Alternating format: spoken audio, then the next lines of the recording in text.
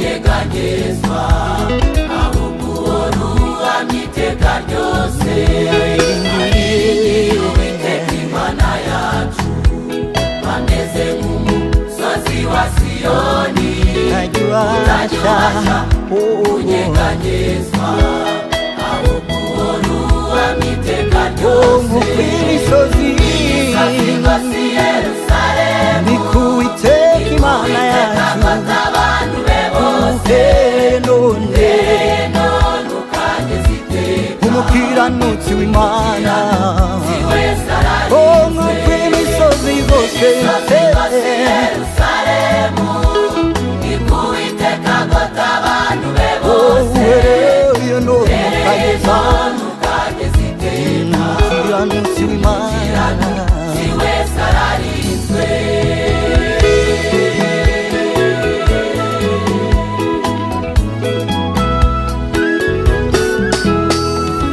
Iteka atari mu ruhande rwacu abanzi bacu baba baratumize amazi aba yaraturengeye rwose isuri iba yaratemye ku bugingo. Uwiteka atari mu ruhande rwacu abanzi bacu baba baratumize amazi aba yaraturengeye rwose isuri nayo yaratemye nk'uko imisozi yose si Yerusalemu ni ku Uwiteka Imana yacu wowe none ukageza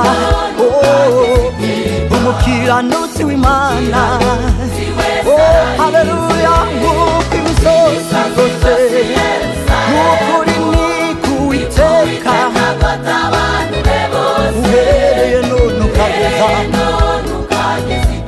umukiranutsi w'Imana si wese ararinzwe.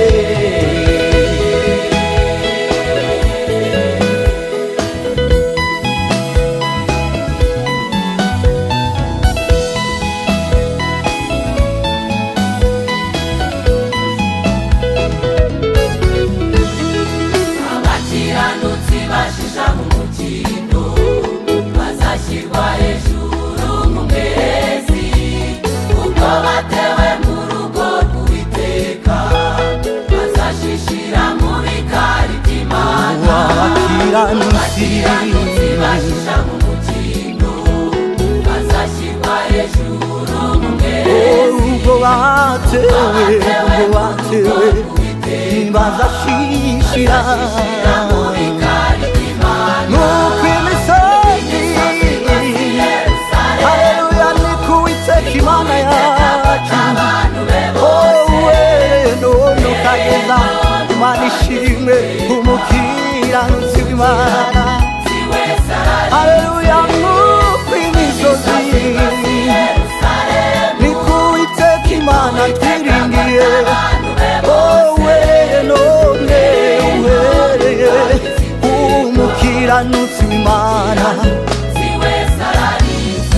haleluya. Imana ishimwe umukiranutsi ararinzwe nk'uko imisozi ni ku Uwiteka Imana twiringiye uhereye none ukageza umukiranutsi w'Imana ararinzwe nk'uko imisozi rwose Imana ishimwe ni ku Uwiteka uhereye none ukageza umukiranutsi w'Imana haleluya. nk'uko imisozi rwose Imana ishimwe ni ku Uwiteka Imana yacu uhereye none ukageza iteka umukiranutsi we ararinzwe.